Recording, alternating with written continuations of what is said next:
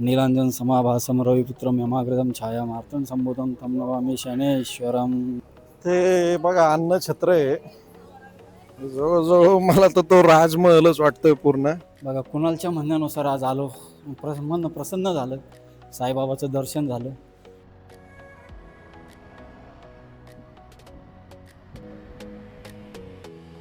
नमस्कार मित्रांनो, मी कुणाल. स्वागत आहे तुमचं माझ्या यूट्यूब चॅनलवरती. मी आणि माझा मित्र आज फिरायला निघालोय, दोघे जण आहोत सोबत. तर लांब नाही, जवळच चाललोय. शिरगावच्या मंदिरात चाललोय. सॉरी, गावपती शिर्डी असं म्हणतात. शिरगावचं साईबाबांचं मंदिर आहे. मी निघालोय किवळ्यातनं, किवळे रावेत. तिथून लेफ्ट घेतला की मुंबई पुणे एक्सप्रेसवेला रोड होतो. मुंबई पुणे एक्सप्रेसवेला रोड होता. लेफ्ट घेतला की बघा, आम्ही जुना मुंबई पुणे हायवेने चाललेलो आहे. ऍक्च्युली आमच्या गावातनं पण रस्ता आहे मागून, पण ब्लॉग बनवायचा होता म्हणून म्हटलं चला इथून जाऊया.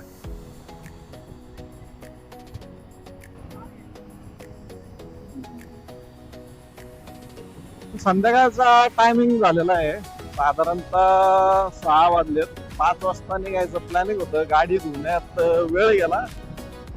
आता देहरोड मध्ये पोहोचलोय. देहरोड सेंट्रल चौक म्हणतात त्याला.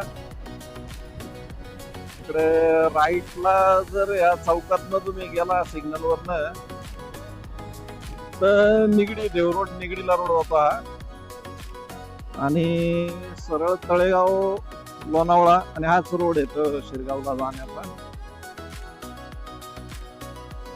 भरपूर गर्दी असते संध्याकाळची इथे.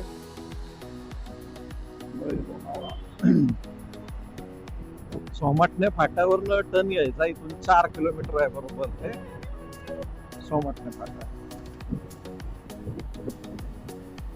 तर हे लेफ्ट साईडला तुम्हाला जो डोंगर दिसत असेल, वरती दिसतोय का नाही माहित नाही, पण जो दिसत असेल तो घोरावडेश्वर डोंगर म्हणून आहे.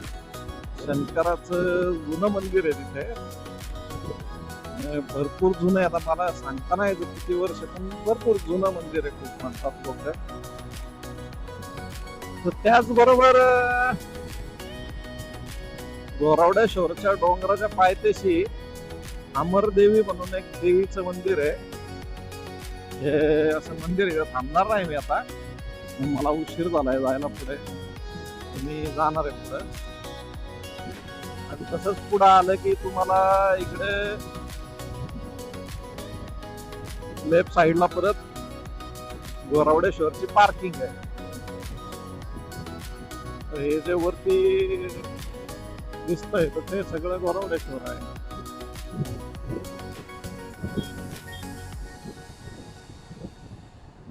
मस्त सिनेरिओ झालेला आहे.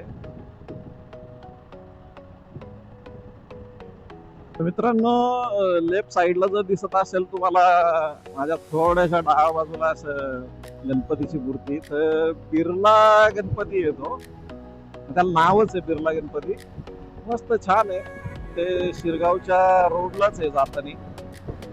आत्ता मी जाणार नाही तिथं, येताना जाणार आहे. रस्त्यामध्येच आहे. हा टोल नाका लागतो बघा तुम्हाला पहिल्यांदा आलं की. जर तुम्ही पुण्यावरनं येणार असेल तर हा टोल लागतोच तुम्हाला.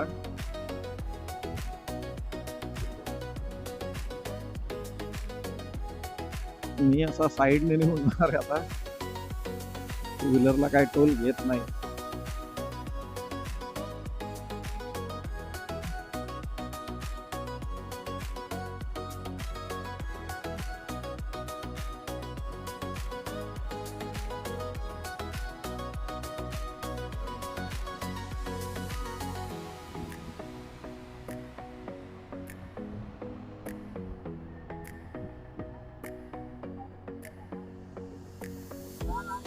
तर इथून लेफ्ट घेणार आहे. हा रोड जातो शिरगावला. जे सोमाटणे गाव आहे, सोमाटणे गावातनं जायचंय. एक कमान दिसेल बघा तुम्हाला वरती, प्रति शिर्डी साईबाबा संस्था. तो पहा गणपती दिसतोय इथं. थोडं पुढे गेलं की लेफ्ट साईडने रोड आहे त्याला जायला. गाड्या चालल्यात भरपूर पुढे. मी स्लो चाललोय थोडा.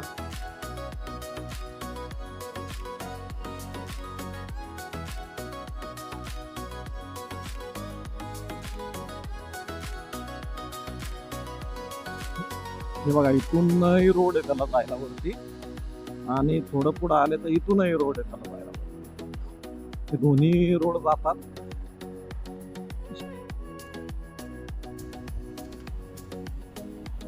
सरळ सरळ रोड आहे. काय कुठे टर्न नाही काय नाही. एकदा सोमटण्यावरनं लेफ्ट घेतला सोमटण्या फाट्यावरनं की सरळ तुम्ही पोहोचून जाल शिरगावच्या मंदिरात. ते खूप खराब रस्ता होता. छान रोड आहे. बऱ्याच दिवसांनी चाललोय असं म्हणतोय. दिवसांनी वर्षांनी. हे बघा खाली इथे एक्सप्रेस वे आहे.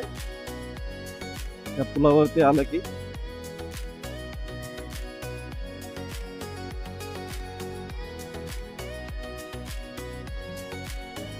छान वाटतं. बऱ्याच दिवसानंतर ना आलोय.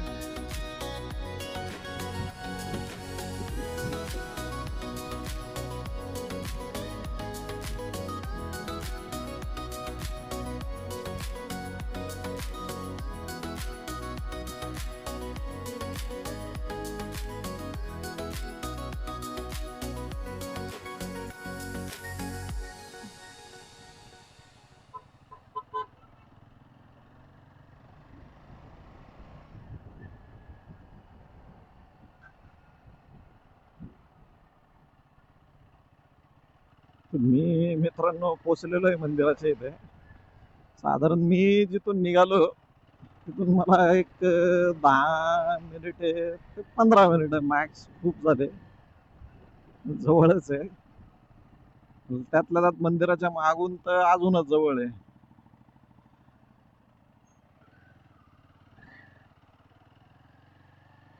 आज गर्दी वगैरे नाहीये. मुद्दामच मी गेलोय आज. हे बघा ही कमान आहे.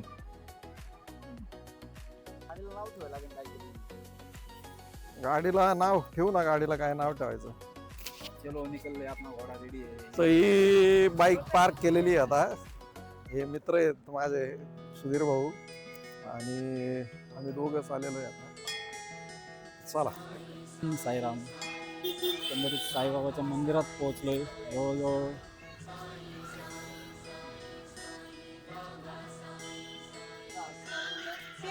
सुरुवातीला तुमची इच्छा असेल घेऊ शकता. हार फूल नारळ काहींची इच्छा अपेक्षा असतील करतोय आता.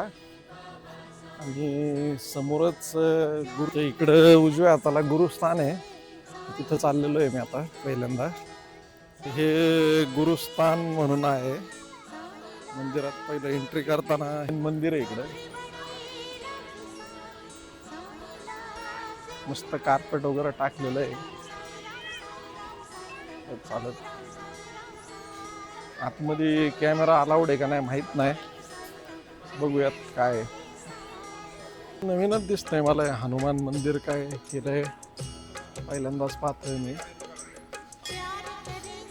तर ही एंट्री आहे मंदिराची आतमध्ये.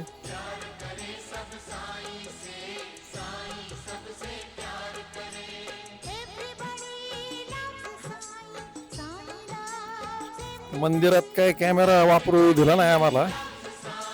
बाहेर आलोय. खूप दिवसांनी आलंय. नवीन नवीन काय काय बघायला भेटतंय. शनी मंदिर झालं इथं. असं वाटतं बऱ्याच वर्षांनी आलेलो आहे मी.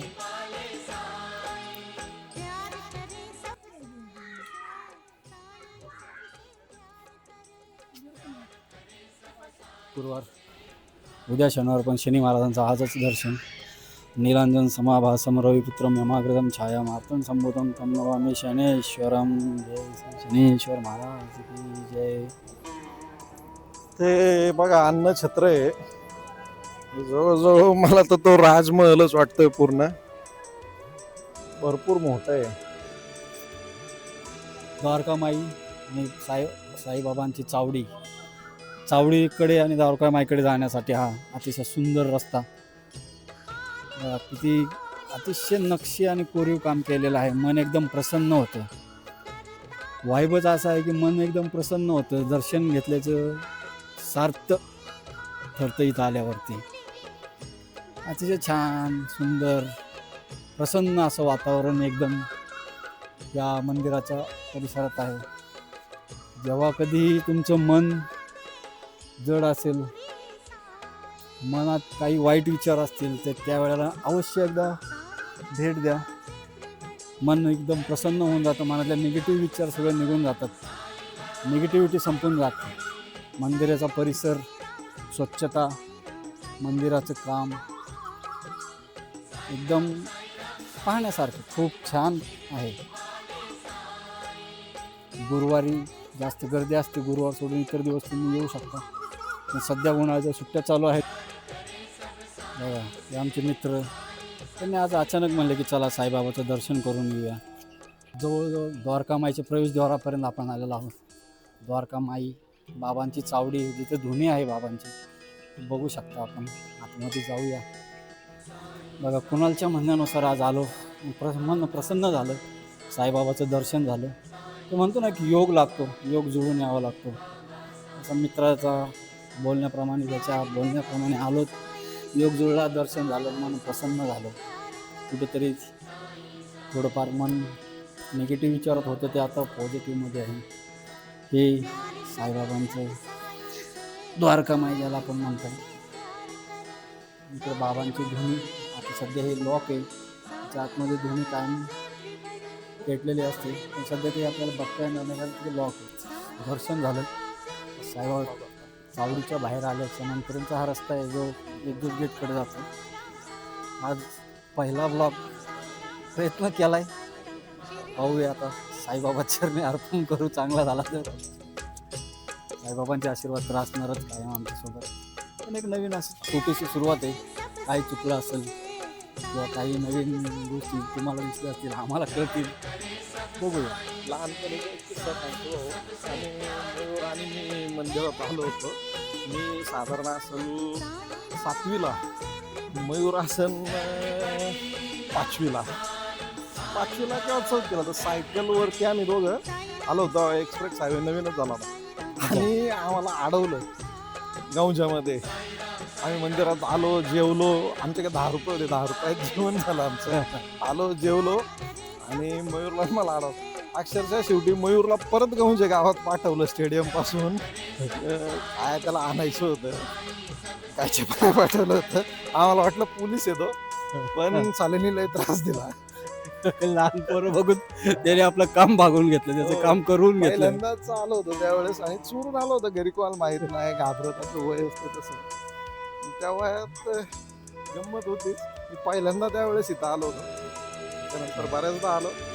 पण आज एक ब्लॉगर म्हणून इथं आलेला आहे. दिवसांनी आल्यामुळे भरपूर वेगळं दिसतंय, पण ठीक आहे. खूप बदल झाला आहे, बदल भरपूर झाला आहे मंदिरात. ज्या तसंही साईबाबाच्या मंदिरात प्रत्येक वेळा आलं की नवीन काही ना काही वेगळंच वाटतं. प्रत्येक दर्शन हे वेगळं वाटतं. प्रत्येक दर्शनामध्ये वेगळी महती येते. त्याच्यामुळं दर गुरुवारी येणारे भरपूर लोक असतात जे दर गुरुवारी येतात, दर गुरुवारचं दर्शन घेतात. 60 रुपयाला आहे, 40 रुपयाला. 60 रुपयाला आहे, 40 रुपये.